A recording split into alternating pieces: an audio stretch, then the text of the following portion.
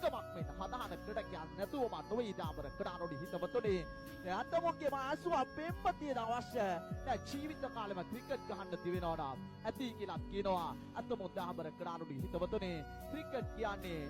ලේසි පාසු නෑ හැබැයි යුනෝ මත්ද්‍රව්‍යයකට හැබැයි උනාට වඩා දරුණුයි දාබර ක්‍රාරෝඩි හිතවතුනි අතමුන් කියනවා දරුණුම හැබැයි වීම මත්ද්‍රව්‍ය වගේ මත්ද්‍රව්‍ය නොවේ මේ ක්‍රිකට් ගහවර ක්‍රාරෝඩි හිතවතුනි මුදවාගෙන මාසීරුයි නමුත් හොඳ පැත්තකට නැඹුරු වීම හිතාමත් හොඳ සාධකයක් සහ කාරණයක්